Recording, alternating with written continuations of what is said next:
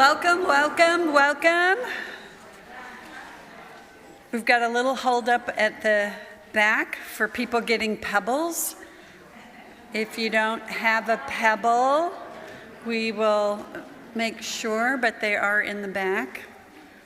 So welcome to the Unitarian Universalist congregation of Monmouth County. I am the Reverend Rosemarie Newberry. I am acting as worship associate today, not as reverend.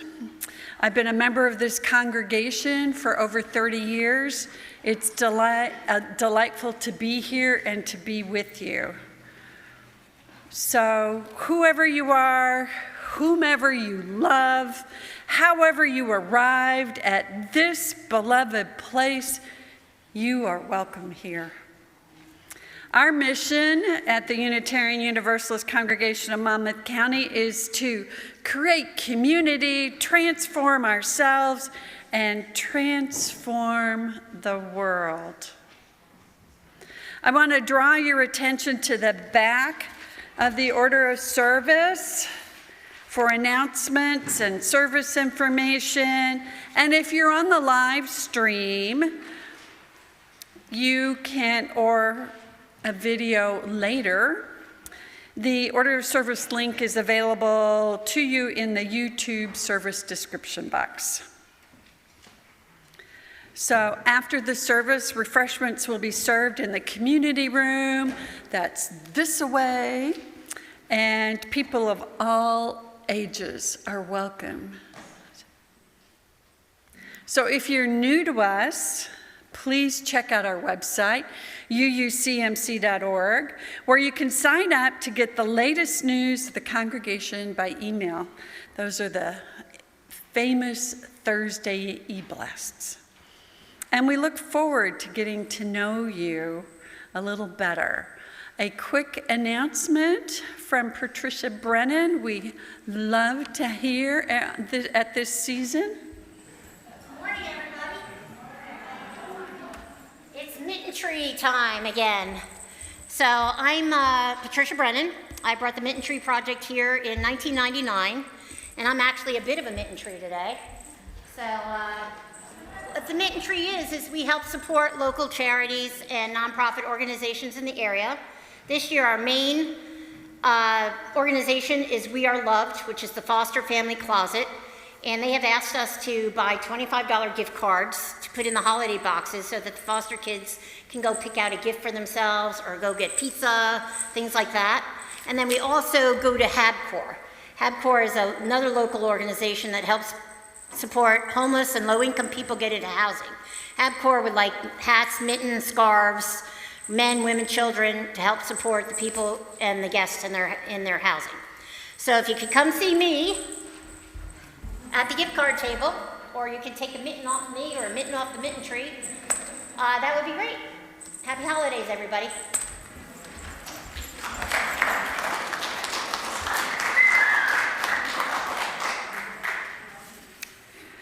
We are so fortunate today to have a guest speaker and a guest musician. Our guest speaker, and the name on that slide is incorrect, and we've called him 5 different K names, but his name is Karl Vonderheyde. Karl Vonderheyde.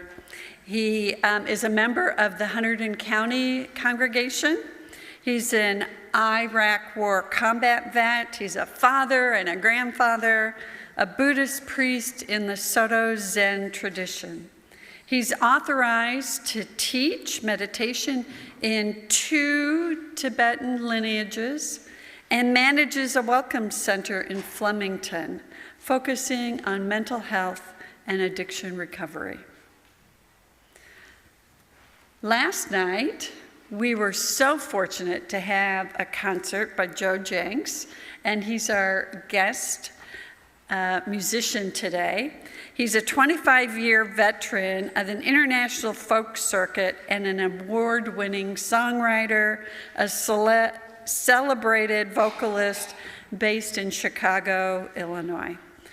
Merging conservatory training with his Irish roots and working class upbringing, Joe delivers engaged musical narratives filled with heart, soul, groove, and grit. So I welcome them. I request that you put your devices on silent. All right? Let's get them all turned off, and now let's enter worship together. Welcome, welcome, welcome to this place of love and justice.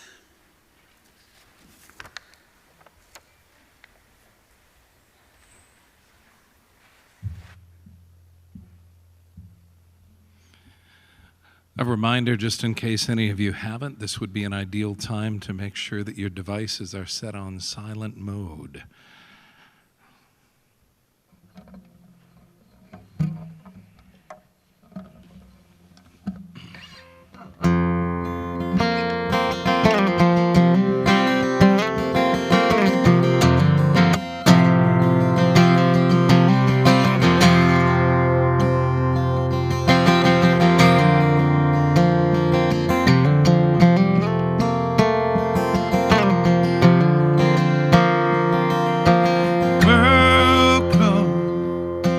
Into my land, it's your land too now. I wanna shake your hand, I wanna know your story, the journey you've been on. I wanna hear your language, I wanna learn your song. The earth knows no borders, just one sky above.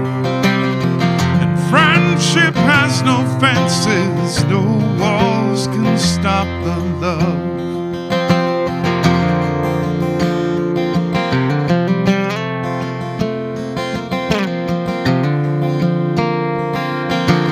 Welcome, make my home yours. These arms are open, and so are the doors. The faces of the world are all around us today. Many voices make for harmony, so let the music play. My life is richer for your presence here today. Let's break bread together while our children play.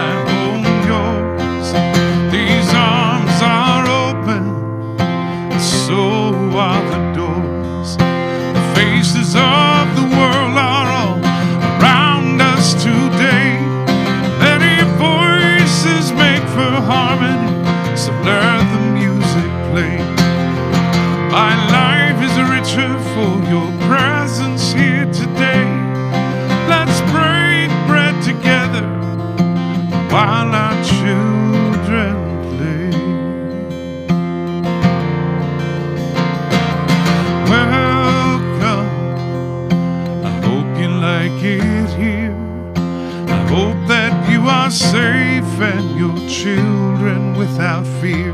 But if they come to take you in the dead of the night, I'll be there beside you to stand up for your rights.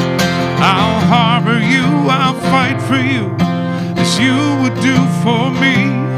And when everyone is welcome, we will all be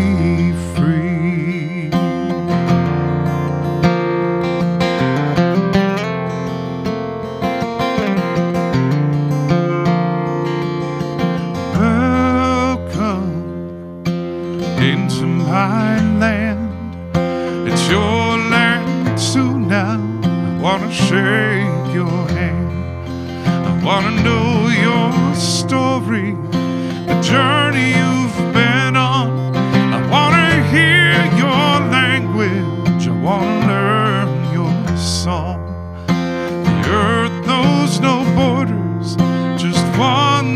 high above. Friendship has no fences, no walls can stop the love. Welcome,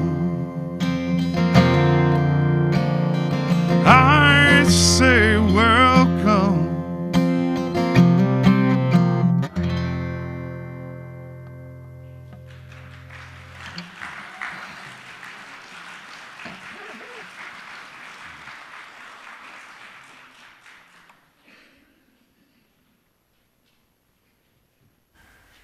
Good morning.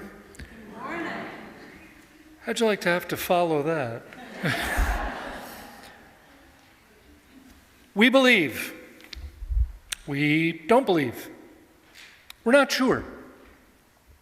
We gather to celebrate the reality that love is at the core of our beings, and that love will guide us if we open ourselves to the challenges which love requires of us.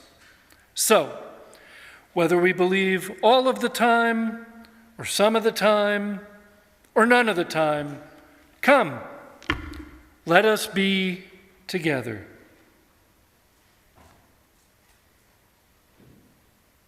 As we enter into a spirit of worship today, let us reflect on the many ways in which love has guided us to where we are right now.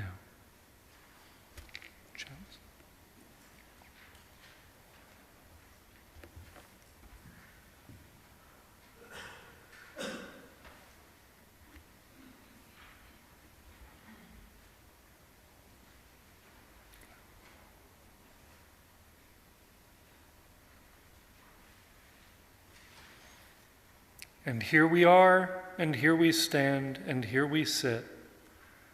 And as we enter into the spirit of worship, I say again, come, let us be together. First hymn is number 347.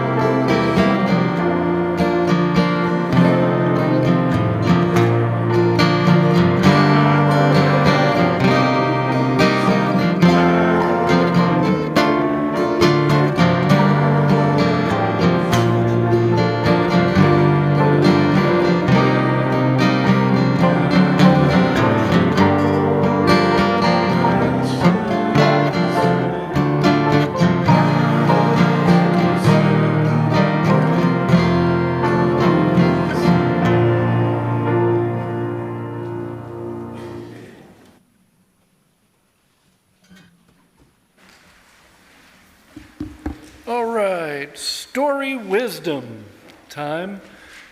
Could we have any of the young folks who are in the house come on down front?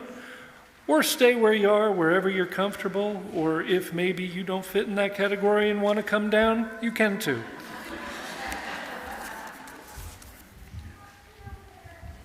All right. So, but wait, this just in.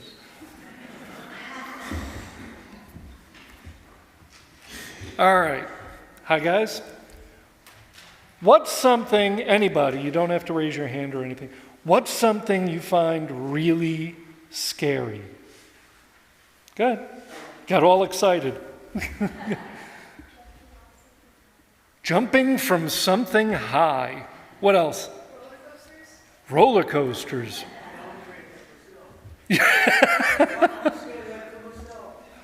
What else? What's scary? Math.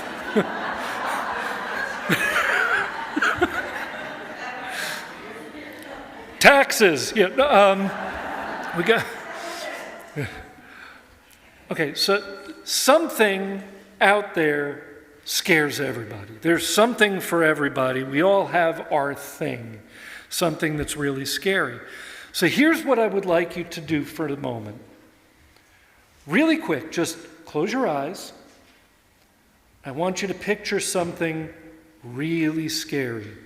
Could be a monster or a roller coaster or a very high place or algebra or whatever it is that really is scary. Just picture that. Okay, open your eyes. Now point to it. It's not there. We're afraid of the quilt? What are we pointing at? It's terrifying. But it's not there. Whatever that big scary thing is that we just had the picture of, it's not there. So here's the question. When your eyes were closed and you were seeing it, where was it? In your mind. Where's your mind? Where? In your brain. Is it? Because here's the thing. When I closed my eyes, I saw something really, really big and really, really terrifying. And when I stop and think about it, that's way too big to fit in my head. So where to go? Now, close your eyes again. And picture that same really scary thing. Now, picture that real scary thing being completely overrun by a bunch of hyper puppies. Barking and jumping and licking, and the scary thing just dissolves. Open your eyes again. Where'd our puppies go?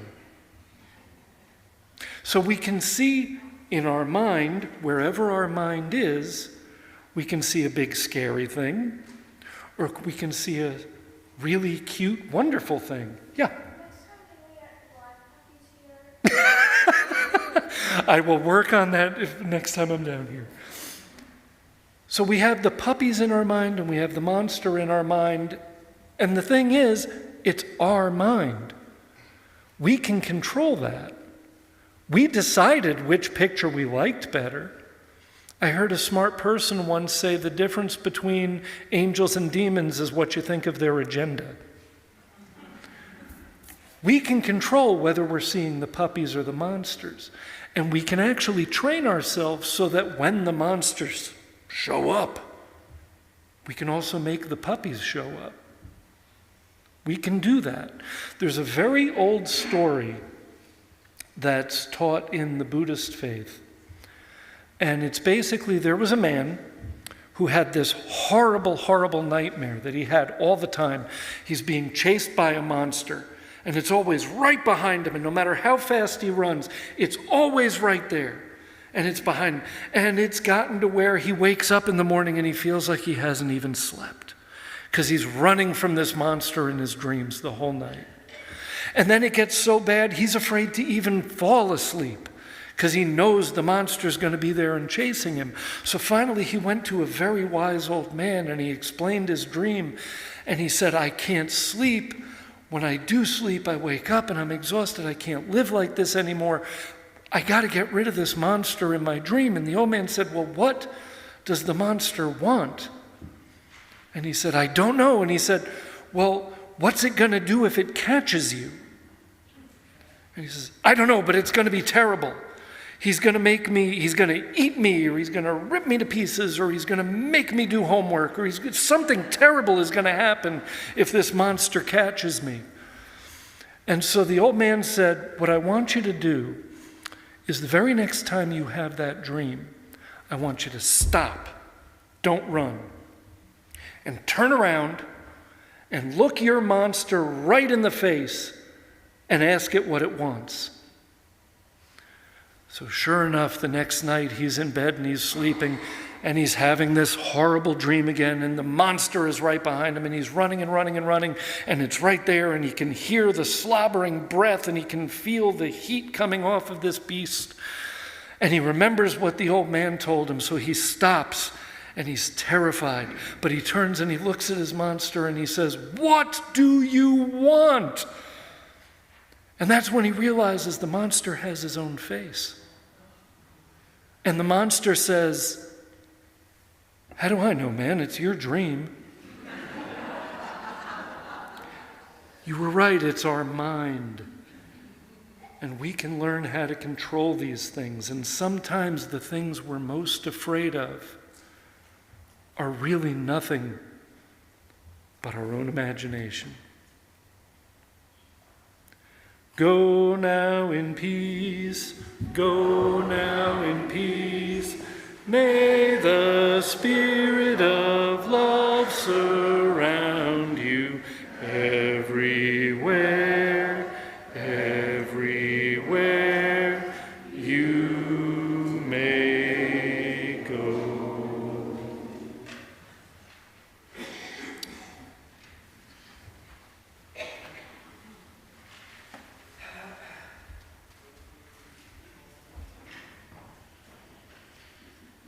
So our Share the Plate recipient for December is HabCorps, a program in Monmouth and Ocean counties, which provides permanent housing and support services to approximately 800 families. 800 families. And veterans and also individuals with special needs. The UUCMC member, Susan Harbison, is its board secretary, and Sarah Fischel, also a member, serves on its advisory board. So this organization is near and dear to us. Give generously.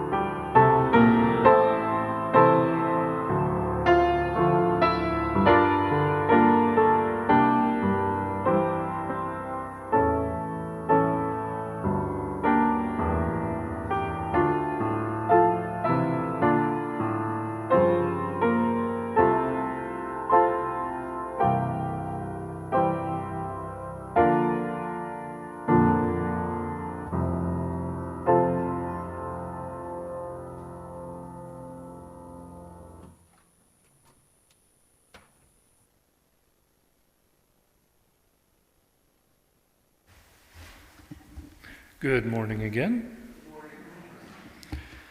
All right. Did everybody get a Pebble on your way in? Everybody's got a Pebble. Pebble's very important today. As you heard, my name is Karl. Kyle, Kurt, Ken, Kevin. I'm Karl. I was born in New Jersey, in Bergen County, a town about this big called Bogota. A couple of heads nodding. Wow, you travel. Growing up, I went for a while and I lived in Germany with my grandparents and was back and forth a little bit.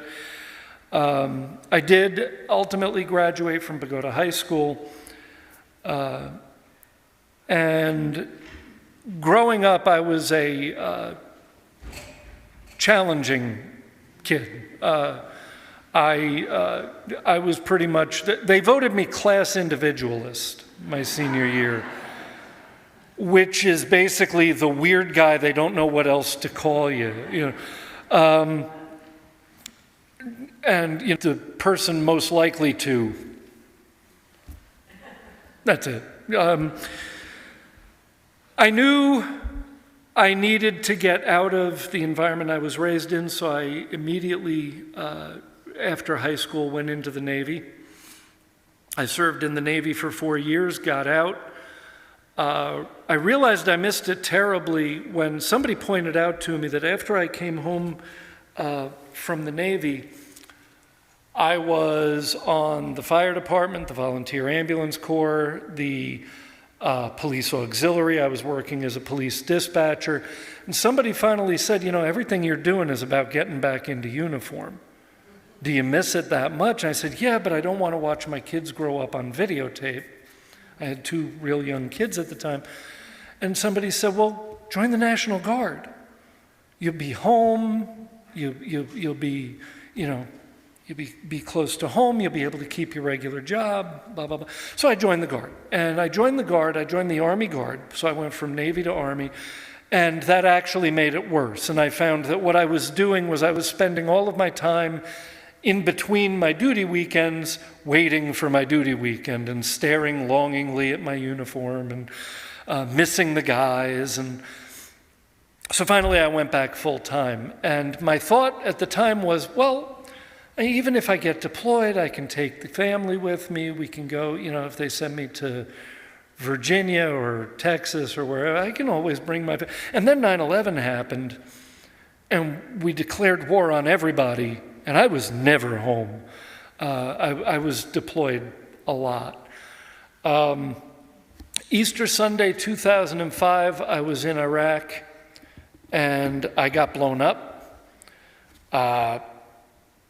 2 things I can say about that. One, would not recommend. It's not a good time. It's not as cool as it looks in the movies, where it's like, and the guy is flying and running, and it's not like that. It's a horrible, horrible feeling. The other thing is, in the movies, they never show you the lasting damage from that, physically, psychologically, emotionally. I came home from the Iraq War, and I finished that tour, but I came home from the war, and I was a complete train wreck. I was an absolute mess. I was angry. I was off the charts with wild emotions and et cetera, et cetera.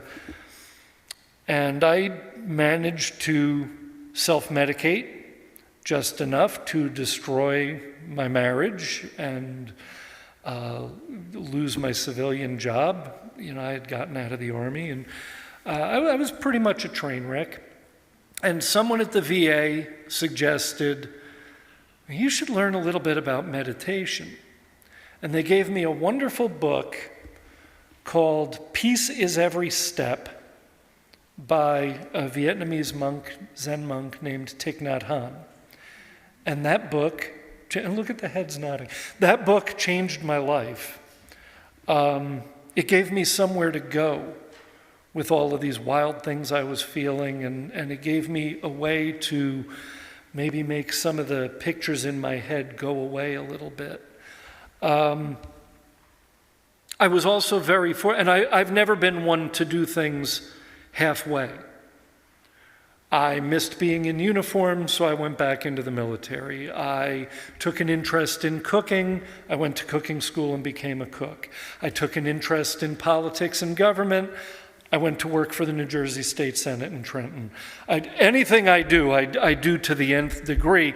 When I got interested in meditation, I was very, very fortunate that there was a monastery close to my house in Lafayette. I lived in Byram at the time, and there was a monk there at the time that, again, some folks may have heard of. His name was Bhikkhu Bodhi. He's still around. Brilliant, brilliant, brilliant author, speaker, teacher. Also one of the few people at the monastery that spoke English, so I was very, very lucky because I speak zero Chinese. And that was a really interesting place because they did a lot of translational work.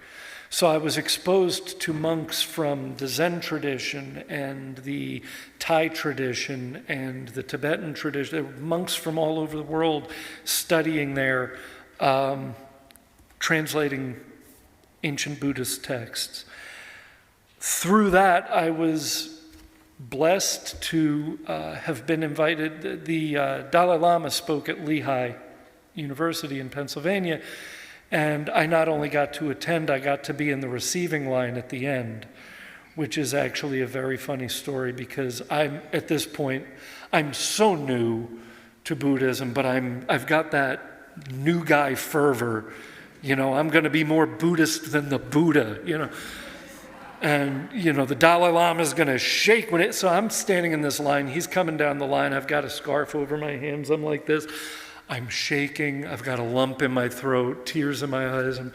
And he takes my arms and he comes to me and he holds my hands. And in that wonderful sing-songy voice of his, he says, "You have many marking on your arm." "Yeah, Your Holiness, I have a lot of tattoos." "I don't have any tattoos." "I wouldn't imagine you would." Starts going like this. "You have hairy arms." "A little bit, I guess. I never really gave it much thought." "Tibetan people don't have hairy arms." And he moves on. This is my big meeting with a living God in my mind that I'm going to impress. I have a lot of tattoos and hairy arms. And there were some celebrities in line with him, so the actor Richard Gere gets to me and he goes, "I saw everybody laugh. What did he say?" I said, "I got a lot of tattoos and hairy arms." He goes, "Yeah, that's him." Awesome. A little bit after that, I found my way to an organization called Tree Leaf Zendo, which is a Soto Zen Sangha that was one of the original Zen organizations that was doing things online. And I mean, back then, everything was just chat rooms and things like that. There wasn't even really any such thing as Zoom. Every once in a while, we have a live video feed from Tsukuba, Japan, and I'm like, I'm in the mountains in New Jersey. There is no way I'm ever going to see any of this. But one thing led to another, and through Tree Leaf, I was eventually ordained in the Soto Zen tradition. Up by me, I also happen to have a place called the Tibetan Buddhist Learning Center, which is where some of the great minds early on were exposed to Tibetan Buddhism. So I had both of those resources. And I met a series of Tibetan teachers who also instructed me and taught me and dealt with me and put a foot up my behind when I needed it and helped me get my mind somewhat under control. And people like Tenzin Tarpa, Lama Lena, who is a riot if you ever get a chance to hear her speak. She's amazing. And fairly recently I was accepted as a student by a brilliant man named Garchen Rinpoche, who is one of the last real Tibetan-trained teachers from Tibet from before the Chinese took over. So I've been very, very fortunate that way. Also, as I got deeper and deeper into my recovery, I started doing recovery work. And as I got deeper and deeper into my own mental and emotional recovery, I got deeper and deeper into mental health work, and I now manage a community wellness center up in Flemington. If you're ever up that way, I encourage you very much to come check it out. We got a little bit of everything going on, from meditation classes to cooking to basic automotive, because everybody should know how to check their oil and change a tire. And so that brings us up to the present. That's my life in a nutshell. So here we are. I admittedly, in the beginning of my education as a Buddhist, deeply struggled with things like focus and meditation and being able...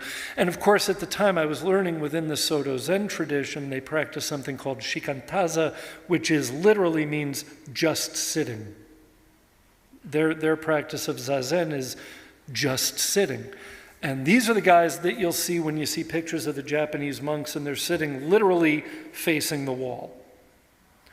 My problem is my mind goes 300 miles an hour, so I can make it look really good. And this is a problem I had for a lot of years, where I would make it look like I was deep, deep in meditation, and I'm sitting there in front of my spot on the wall. Meanwhile, in my head, I've got Darth Vader playing the bagpipes in a kiddie pool with flames shooting out the top. Da, da, da, da, da, da, da, da. This is what's going on in my head while I'm supposed to be sitting zazen. And so I struggled really hard with focus, and I had this idea in my head that it was my job to break my mind to my will and make it come into focus. And here's something I've learned. That is the worst way you can approach a meditation practice. The worst thing you can possibly do is sit there going,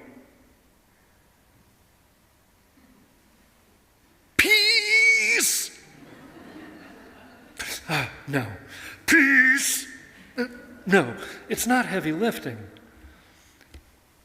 We'll get into what to do with thoughts in a moment here. But I struggled with that deeply. And it was actually the Tibetan tradition, which involves a lot of visualization and a lot of objects and gnarly little doodads and everything else. That helped me reel it in and gave me something to focus on, which is what the Pebble thing I'm about to talk about is all about. So, kind of like what I did with the kids a little bit ago, what I would like you to do right now is we're going to do a 10-second meditation exercise. So the first thing we want to do is get our posture right. You want to be sitting with your back straight, but not tight. We're not sitting at attention. We're just straight. Chin slightly tucked. Don't worry about that double chin. Nobody should be looking at you. Hands on your lap. Close your eyes, and I want you to picture a train. Big old locomotive. And I want you to picture this train as clearly and as vividly as you can. What does it look like? Is it clean or is it dusty? Are there some shiny spots? Is it an old-style locomotive or one of those big new diesel jobs? What does it smell like? What are the sounds around it? Get that picture of that train really clear.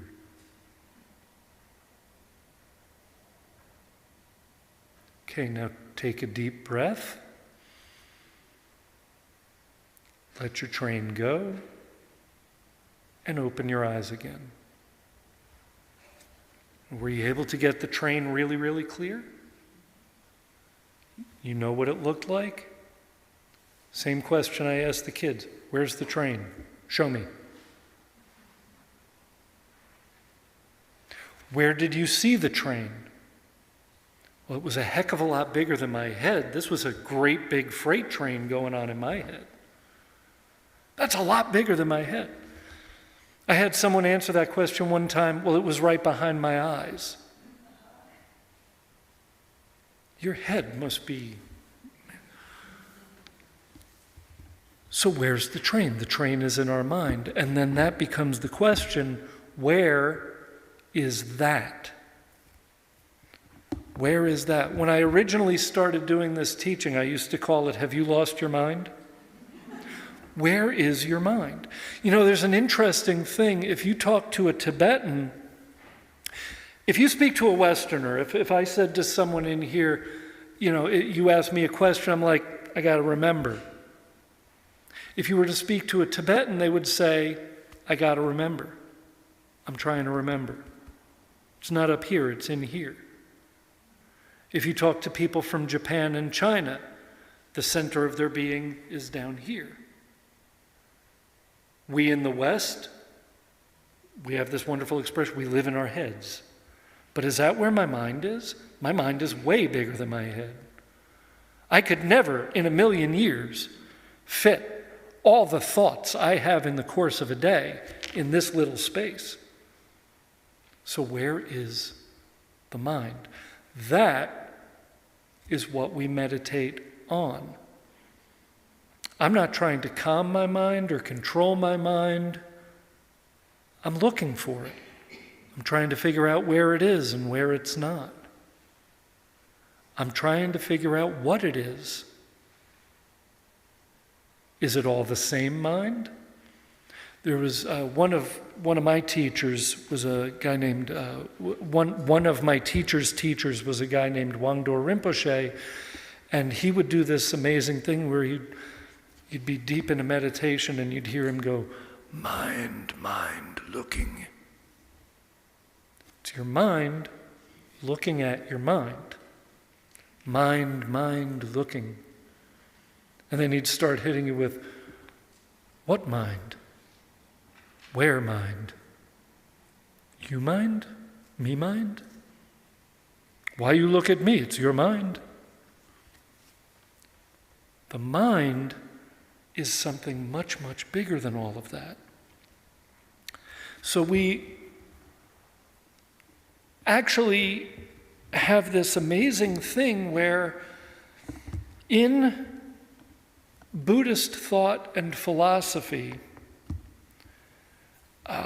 the mind is literally where it's at, and all of this out here, not so much. In Buddhism, we don't focus so much on the external and the things we run into and the things we come across and all of the. We're focused much more internally. I'm sure everybody's seen that T-shirt or the sticker, look within, inquire within. Yeah, that's where it's about. I'm not looking to some external being or force. I'm trying to find that in here. I'm carrying that around with me. So another thing we have learned is that where your eyes go, so goes your mind. For example, take a look at this guitar. We're looking at the guitar. What do you think of when you look at the guitar? That fantastic song we just heard, music, musicians. If you are a musician, somewhere in the back of your head is that god-awful noise it makes when it falls over. But when you look at the guitar, you think guitar, and then you think all kinds of things that go around the guitar. Now, just as a separate thing, everybody really quick, look at the piano. Really look at it. But now I don't want you to think about a piano. Look at it, but don't think about it. Don't think piano. That's almost impossible to do. That's where my attention is. I'm looking at the piano, I'm thinking piano. I can't just not do that. If I had a ball up here and threw it across the room, almost every head would go, we're going to look at that, and we're going to be thinking about the ball, and we're going to be thinking about what might that ball hit, and where's it going to land, and why did this idiot just throw a ball across the sanctuary, and we're going to think all of these things, and they're all going to revolve around the ball, because where our eyes go, so goes our attention. So we call the world around us in Buddhist philosophy phenomena. Because these things only exist because we make them so. I'm not saying there's no podium here. What I am saying is there's no one thing on it that you can call a podium. There are the sides and the top and the legs and the wheels and there's all kinds of bits and pieces that come together that make this thing up, but no one part of it is a podium. If you look at my hand, there's no one thing there that's a hand. There's a thumb, and there's fingers, and there's skin, and there's blood, and there's tendons and ligaments and bones, and a palm, and a back, and nails. I can't point to one part of it and say, that's the hand. It's a hand because we think it's so. We make it a hand. So on the one hand, you could say, my hand doesn't actually exist. Unless I take that hand and slap you, and then that hand becomes very, very real. Two things that are true at the same time. Two truths. So, if we have that to be the case, that's called phenomena. And everything around us is phenomena. The chair you're sitting on is only a chair because in our minds, we identify it as a chair. The floor is only a floor because in our minds we identify it as a floor. The person sitting next to you is only the person next to you, et cetera, et cetera. This is called phenomena. What goes on in here directly relates to what's out here.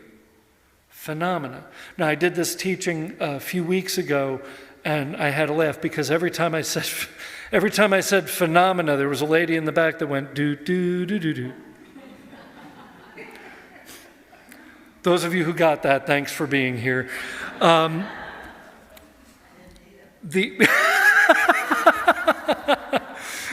Somebody explain it later. So, what I would like you to do is take out your pebble, and there's nothing special about it. It's literally just a pebble. It's a pebble that came from a big box of pebbles that I put in a jar and brought here. It's just a pebble. There's nothing special about it, nothing magical about it, nothing particularly interesting about it. It's literally just a pebble. What I would like you to do is get back into a good meditative posture, back straight, feet flat on the floor, hands in our laps, chin slightly tucked in. And take your pebble and just sit it on your knee. Sit that pebble right on your knee. And now we're going to let our eyes rest on our pebble. And we're going to give that pebble all our attention, all our focus. Remember to breathe. Deeply but naturally.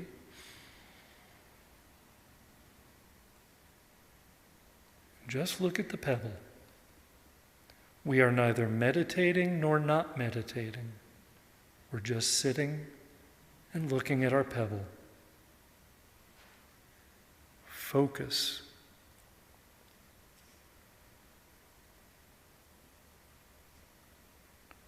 Now we may have thoughts that pop up. If you get distracted, bring all your attention back to your pebble. There's no right way or wrong way to do this. It's just a pebble. You can't get it wrong. Pebble ain't judging. There's nothing to plan on. Pebble's not going anywhere. The pebble will just sit there. It's not doing anything or not doing anything. It's just being a pebble. And we're not doing anything or not doing anything. We're just sitting and looking at it. Deep breaths in and out.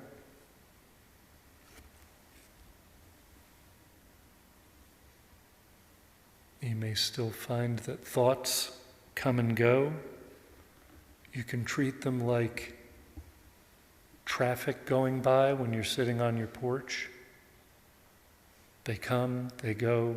We don't have to go with them. I'm just going to sit here with my pebble.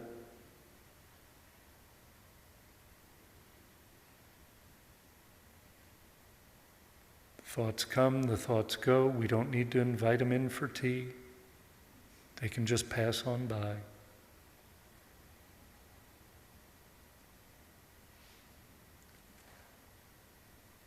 If your pebble starts to go a little bit out of focus visually, good. It's just a pebble. If you need it, return your focus to it.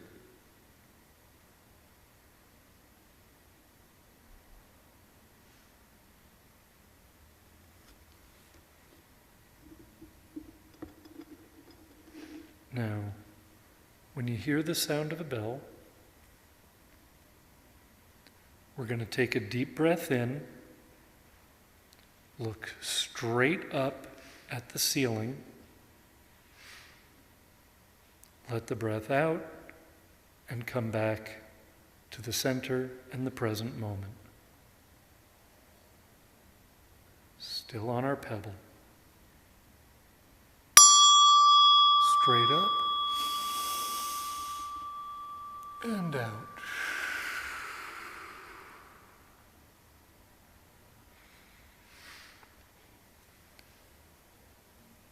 And did you find that easier to get centered when you had the pebble? You can do this with anything, as long as it's something totally uninteresting that you're not going to get lost in.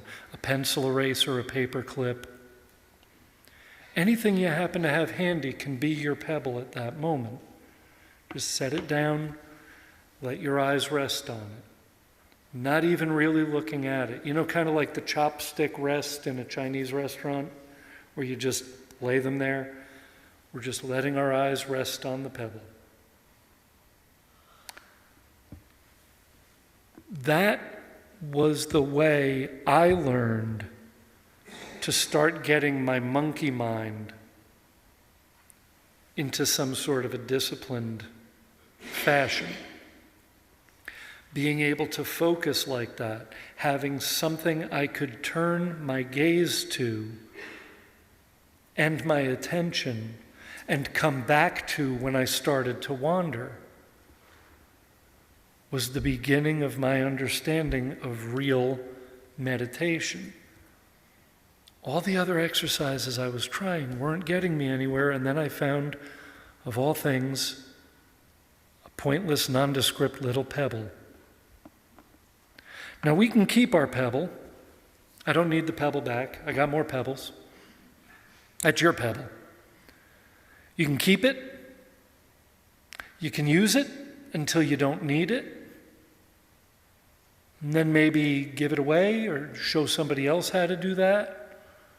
Or put it in a garden, fling it in the ocean, drop it out the window. It's just a pebble. But it's your pebble.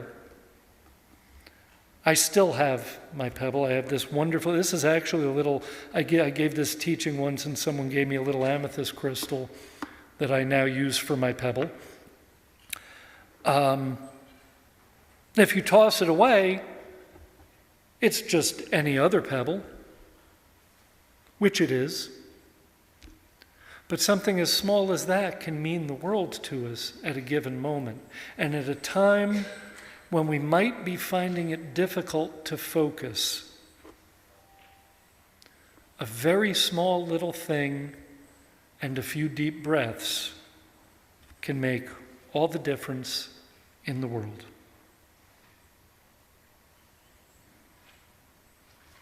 Joe?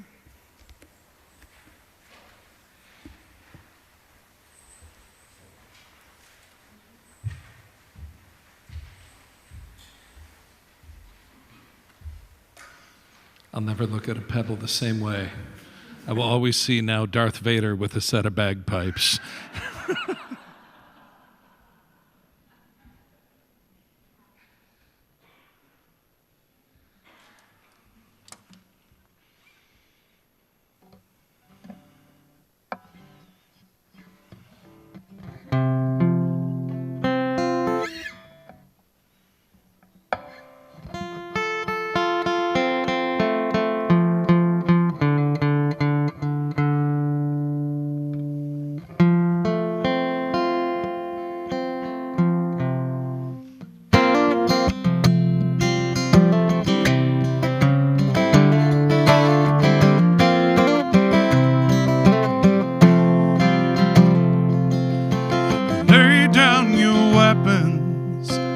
Love has you surrounded.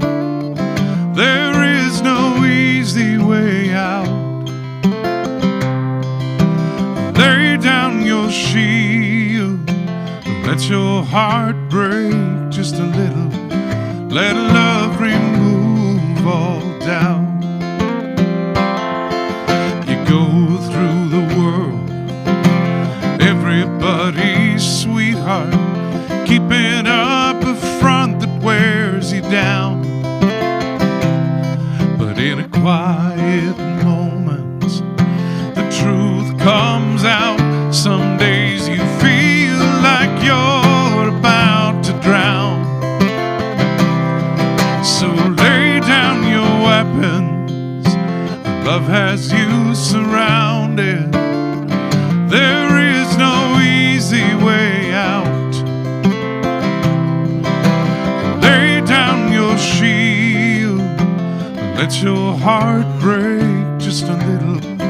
Let love remove all doubt. There is no reason to play this charade. You can be loved for who you are, and for every troubled thought that crosses your mind, please know that you are someone else's shining star. So lay down your weapons. Love has you surrounded. There is no easy way out. Lay down your shield. Let your heart break just a little. Let love remove all doubt. What do you need? By what measure would you know that you are more than what you achieve? When you look in the mirror, is it possible to see that you are enough? So let it breathe. Lay down your weapons. And lay down your weapons. Love has you. Love has you surrounded. No easy way out. There is no easy way out. Lay down your shield. Let your heart break. Lay down your shield. Let your heart break just a little. Let love remove all doubt. Lay down your weapons. And lay down your weapons. Love has you surrounded, no easy way out. There is no easy way out. Lay down your shield, let your heart break. Lay down your shield, let your heart break just a little. Let love remove all doubt. Lay down your shield. And lay down your shield, let your heart break just a little. Let love remove all doubt.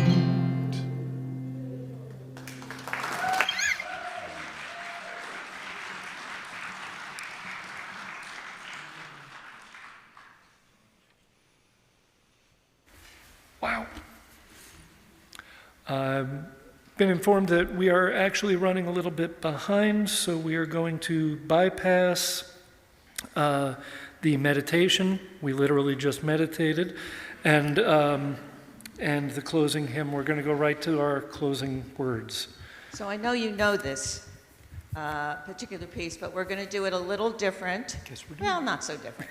So the low parts are going to do the breathe in, breathe out 4 times. And then the other voice will come in when I breathe in peace 4 times. And then the descants, the higher voices, will do the middle one. And we'll just keep doing that until the high part is done 4 times, and hopefully I'll remember when we get to that point.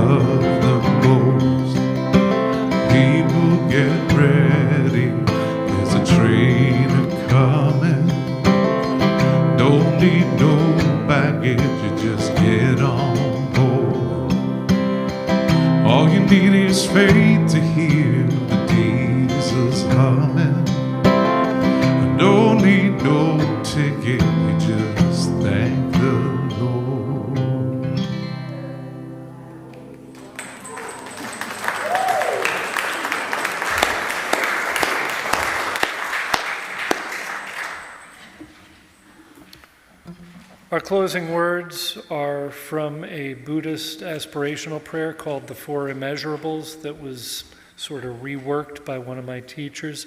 It's very, very simple. May all be healthy. May all be prosperous. May all be well. May all be present without past regret or future worry. May all dwell in constant appreciation, which is a source of great joy and contentment. And may all know their true nature and the true nature of reality, which is awakening.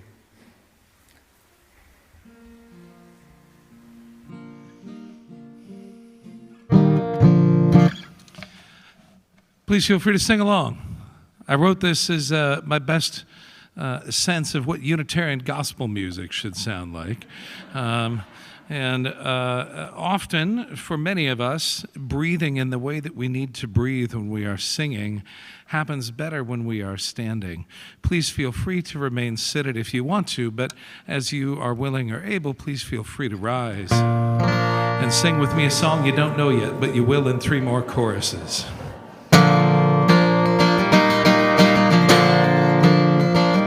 I wrote this song after nearly drowning in the Klamath River in Northern California. It sounds allegorical, but it was pretty real at the time.